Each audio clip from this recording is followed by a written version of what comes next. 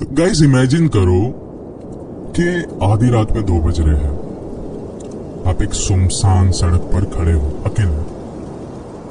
रास्ते पर कोहरा छाया हुआ है, दूर दूर तक कोई भी नहीं दिख रहा है। अचानक से आपको सामने से दिखता है कि एक बस आ रही है, एंड आपको इस बस पे चढ़ना ही पड़ेगा क्योंकि उस रास्ते पे कोई भी गाड़ी नहीं है, एंड आपके घर जाने वाली ये बस आखिरी है। कोई और होता तो डेफिनेटली चढ़ जाता, राइट? लेकिन यहां पे आपको कैसा लगेगा सुनने में? ये बस जो आपके घर जाने वाली है, ये एक्चुअल में आपको घर नहीं लेके जाएगी, कोई अलग ही जगह पे लेके जाने वाली है, जहां पे पहुंचने के बाद आपकी रूह कांप उठेगी, क्योंकि वहां पे पहुंचने के बाद ऐसी ऐसी घटनाएं होगी कि आप उसके बारे में सोच भी नहीं पाओगे। अब ये सारी बातें तो आपने इमेजिन कर ली होगी, राइट? लेकिन चाइना के किसी एक पैसेंजर ने इस चीज को फील किया था, महसूस किया था अपने नजरों के सामने। एंड कई बार गाइस आपकी जिंदगी में कुछ ऐसे हादसे हो गए जहां पे ना आपको अपने सोच पर बहुत ही ज्यादा भरोसा रखना होगा, बहुत ही ज्यादा ध्यान देना होगा, क्योंकि कभी कभार ऐसा हो सकता है कि आपके कुछ फैसले आपकी जिंदगी को बहुत ही ज्यादा खतरे में डाल सकते हैं, और कभी कभार आपके कुछ फैसले आपको बचा भी सकते हैं। एंड ये सारी बातें मैं क्यों कह रहा हूं वो आपको इस वीडियो के अंत तक पता चलेगा, and it is very important, क्योंकि आज की ये जो कहानी है ये इतनी ज्यादा डरावनी है, इतनी ज्यादा खौफनाक है। जिस समय आप इस कहानी को सुनोगे ना, आपको ऐसा लगेगा कि अगर मैं उस समय उस सिचुएशन में वहां पे होता तो मैं उस समय क्या करता, अगर मैं भी उस समय उस सिचुएशन में होता तो मैं सुन पड़ चुका होता, क्योंकि ये कहानी इतनी ज्यादा खौफनाक है। ये कहानी एक बस की है, उसके पैसेंजर्स की है। एंड गाइस एक बात मैं आपको पहले ही कह देता हूं कि उस बस का पैसेंजर बनना मतलब मौत को गले लगाने जैसा है। इनफैक्ट इस कहानी में एक ऐसी मिस्ट्री भी छुपी हुई है जो कि आज तक वर्ल्ड वाइड कोई भी सॉल्व नहीं कर पाया। It's the biggest mysterious horror story of this planet. अब ये वीडियो शुरू करने से पहले ऐसे ही और horror, mysterious and historical videos देखने के लिए सब्सक्राइब कर दीजिए इस चैनल को। अब ये कहानी शुरू होती है। सो गाइस जैसे मैंने कहा कि ये जो कहानी है ये चाइना की है। एंड गाइस चाइना इस देश में एक बस रूट है जिसका नंबर है 375, जो कि युआनमिंग युआन से फ्रेगनेंट हिल्स तक का सफर तय करती है। एंड ये दोनों ही जगह के बीच में ज्यादा फासला नहीं, ज्यादा डिस्टेंस नहीं, it's hardly 16 kilometres. And guys ये वैसी ही बस है जैसी कोई नॉर्मल बस होती है जो कि आमतौर पे लोगों को उनके घर तक पहुंचाती है, लेकिन ये वाली बस लेट नाइट काम करने वालों के लिए है। एंड गाइस ऐसे ही 14 नवंबर 1995 के आधी रात में ये बस अपने उसी नॉर्मल रूट में चल रही थी। एंड एक जगह पे इस बस ने देखा कि कुछ पैसेंजर्स खड़े हैं। वहां पे उन्होंने ओला बस रोका। उस जगह का नाम था समर पैलेस। उस जगह पे कुछ 4 लोग खड़े थे। एक थे कुछ लाइक हस्बैंड वाइफ लग रहे थे, कपल थे, और एक बूढ़ी औरत और एक कुछ 20-22 साल का जवान लड़का था। वो दोनों बस में चढ़ गए। बस में चढ़ते वक्त उन्होंने ये बात देखी थी कि चढ़ने से पहले बस के अंदर सिर्फ 2 ही लोग थे। एक था बस का ड्राइवर और एक थी बस की कंडक्टर। कपल्स जो थे बस ड्राइवर के पीछे वाली सीट उन्होंने ले ली। जो बूढ़ी औरत थी और जो लड़का था उन्होंने आमने सामने वाली एक सीट ले ली, आमने सामने बैठ गए थे वो दोनों। एंड गाइस उस वक्त रात में कुछ 2 बज के गुजर चुके थे। ये जो बस थी ये इसकी आखिरी सवारी होने वाली थी, मतलब ये चीज कंफर्म थी कि ये सवारी हो जाने के बाद ये बस डेपो में जाके पार्क होने वाली। लेकिन गाइस रास्ते पर इतना ज्यादा फॉग था, इतना ज्यादा कोहरा था कि बस के लाइट्स ऑन थे, फिर भी दिख नहीं रहा था ड्राइवर को आगे कुछ भी। विजिबिलिटी टोटल 0 थी। एक्सीडेंट होने के चांसेस भी बहुत ज्यादा थे। तो इसके लिए बस ड्राइवर ने ये वाली बात सजेस्ट करी थी सारे इन लोगों को, कि एक एडवाइस मांगी थी कि क्या हमें इसी रास्ते से जाना चाहिए या फिर हमें दूसरा रास्ता ले लेना चाहिए। तो जो कंडक्टर थे, जो लाइक बूढ़ी औरत और एक जवान लड़का था, उन दोनों ने इस बात को कंफर्म कर दिया था कि हाँ हमें दूसरे रास्ते से गुजरना चाहिए क्योंकि यहाँ पे कुछ भी हो सकता है। लेकिन जो बस ड्राइवर के पीछे बैठे हुए कपल्स थे उन्होंने इस बात को नकार दिया था टोटली कि नहीं, हम लोग को बस इसी रास्ते से, हम लोग को 1-2 मिनट का ही रास्ता है, हम लोग चल के पहुंच जाएंगे हमारे घर पे, तो हमको इस ही टर्न पे उतार दीजिए। गाइस ये इस रूट का फाइनल टर्न था। अगले टर्न से ये जो बस ड्राइवर था ये सारे पैसेंजर्स को उतारने वाला था, उनके घर तक पहुंचाने वाला था। लेकिन जो कपल्स थे वो वहीं पे उतर गए। अब बस में सिर्फ 4 लोग बचे थे। अंधेरी रात थी उस वक्त। रास्ते में एकदम सन्नाटा था, जंगलों जैसा रास्ता था, आसपास कोई भी नहीं दिख रहा था, और इतना सन्नाटा था कि किसी चीज की आवाज नहीं आ रही थी सिवाय उस बस के इंजन की।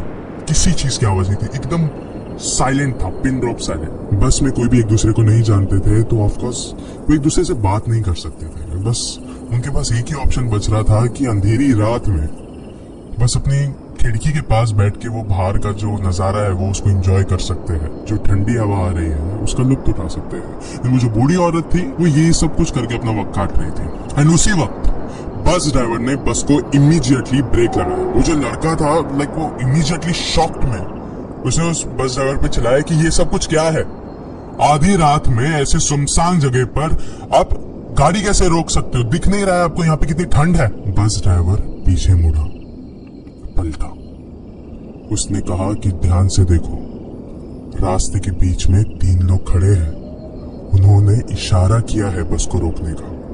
बस ड्राइवर और उस लड़के की बात चल ही रही थी एंड उसी समय वो तीनों लोग बस के अंदर आए, ऊपर चढ़े। इन उन तीनों को देखकर बस में जितने भी लोग थे सबके सब डर गए थे, एकदम शॉक्ड हो गए थे कि ये सब कुछ क्या है। उन तीनों में कुछ भी खराबी नहीं थी, लेकिन उन्होंने राजा महाराजाओं के समय के कपड़े पहने हुए थे एंड ऐसे लग रहे थे कि ये बहुत ज्यादा मैले कपड़े हैं। ऐसा लग रहा था या तो ये लोग मिट्टी से आए हैं या फिर ये सालों साल से इन कपड़ों को धोया नहीं गया है। एंड एक और एक वियर्ड बात थी उसमें कि जो बीच में खड़ा इंसान था ना, उसके जो दोनों हाथ थे वो बाकी लोगों के ऊपर थे। ऐसा लग रहा था कि बाकी जो 2 है वो इस बीच वाले इंसान को सहारा दे रहे हैं, या फिर ऐसा लग रहा था कि ये जो बीच वाला आदमी है उसने बहुत ज्यादा शराब पी ली है एंड बाकी जो 2 लोग हैं वो उसे घर तक पहुंचा रहे हो। लेकिन उनके कपड़ों का क्या, वो इतने ज्यादा अलग क्यों है? जैसे ही वो तीनों उस बस में चढ़े थे, वो जो बूढ़ी औरत थी वो बहुत ज्यादा शॉक थी, वो अनकंफर्टेबल थी। उसने उस कंडक्टर को जाके ये वाली बात कही थी कि मुझे कुछ तो गड़बड़ लग रहा है इन तीनों के बारे में, मुझे कुछ तो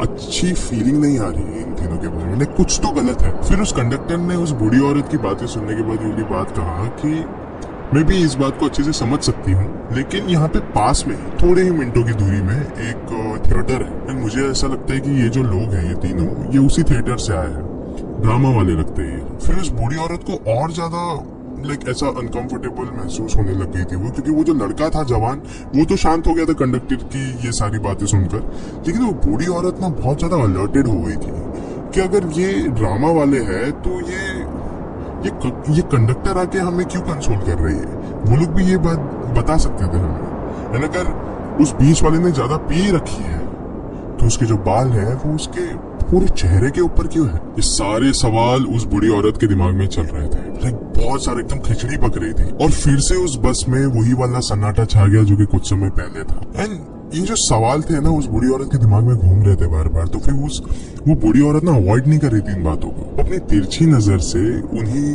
तीनों लोगों को बार बार देख रही थी, अपनी साइड आई से उन तीनों को देख रही थी। एंड गाइस एक बात बोलो, अभी ना रास्ता कुछ ज्यादा बचा ही नहीं था, बहुत नजदीक थे वो लोग उस फ्रेगनेंट हिल से, बस पहुंचने ही वाले थे एंड बस अभी उसी रूट पर आ गई थी जिस रूट में वो लोग, जिस रूट से उनको ऑलरेडी ट्रैवल करना था, लेकिन उन्होंने एक टर्न लिया था। सो अब वो अपने डिफॉल्ट रास्ते पर आ चुकी थी, लेकिन रात बहुत हो चुकी थी, बस में कुछ भी आवाजें नहीं थी, एक पिन ड्रॉप साइलेंस था, पूरा सन्नाटा था। वो जो बस ड्राइवर था अभी उसको बहुत ज्यादा नींद आने लगी थी, उसकी आंखें एकदम लग रही थी, बट धीरे से उसको थोड़ा सा होश आया, उसने देखा कि उसके बस के पास से एक काली बिल्ली गुजरी, उसकी आंखें बड़ी हुई, उसने इमीडिएटली ब्रेक लगाया एंड वो जो बूढ़ी औरत थी वो झटके से उस लड़के के ऊपर जाके गिर गई। उस लड़के ने पूछा कि क्या आप ठीक हो, एंड उस बूढ़ी औरत ने अपना मुंह चढ़ा के कुछ भी नहीं कहा एंड वो चुपचाप से अपनी सीट पे जाके बैठ गई। एंड गाइस थोड़ी देर बाद वो बूढ़ी औरत फिर से खड़ी हुई है, उसने चिल्लाना शुरू किया कि उसका जो पर्स था वो उसे मिल नहीं रहा था, गायब हो गया है। एंड उसका कहना ये था कि पिछले बार जब बस वाले ने अपना ब्रेक लगाया था उस समय ये जो लड़का था उसके सामने जो बैठा था उसने उसका पर्स चुरा लिया था। ये सब कुछ सुन के वो जो लड़का था बहुत ज्यादा शॉक हो गया था कि नहीं, ऐसी तो कोई बात नहीं है, मैंने पर्स बिल्कुल भी नहीं चुराया, अगर आपको चाहिए आप मेरी तलाशी ले सकते हो। लेकिन वो बूढ़ी औरत उस लड़के की एक भी बात नहीं सुन रही थी। उसने कहा कि मैंने ऐसा कुछ भी नहीं किया है, मेरी इसमें कोई भी आई एम लिटरली इनोसेंट। वो बूढ़ी औरत ने उसको एक चमाट भी मार दिया था उस समय, ही वॉज वेरी शॉक्ड कि ऐसा क्यों हो रहा है उसके साथ। ये सब कुछ ड्रामा देखने के बाद वो जो बस कंडक्टर एंड वो जो बस ड्राइवर थे उन्होंने बोला कि शायद से आपको ये सारी चीजें यहाँ पे नहीं करना चाहिए, आपको बस से नीचे उतर जाना चाहिए, यहाँ पे पास में पुलिस स्टेशन है, आप जाके इसे सॉल्व कर सकते हो। एंड उस समय जब ये सारी चीजें हो रही थी ना, उस बूढ़ी औरत को वो जिस इंसान के बाल पूरे चेहरे पे आ रहे थे उसकी हंसी भी उसको सुनाई दे रही थी। एंड उसी समय वो बूढ़ी औरत और वो जवान लड़का उस बस से नीचे उतर गया। उतरने के बाद वो लड़का बहुत ज्यादा डरा हुआ था कि उसको ऐसा लग रहा था कि अब वो सीधा पुलिस स्टेशन जाने वाला है। लेकिन वो औरत के चेहरे पे अभी कोई भी टेंशन नहीं थी। शी वॉज वेरी रिलैक्स्ड, क्योंकि उसके सर से ना बहुत बड़ा टेंशन गया है, ऐसा उसकी शक्ल पे लग रहा था। वो लड़के ने फिर उस औरत को पूछा कि आपने ये सारी चीजें क्यों करी, मैंने तो कुछ भी चोरी नहीं करी है।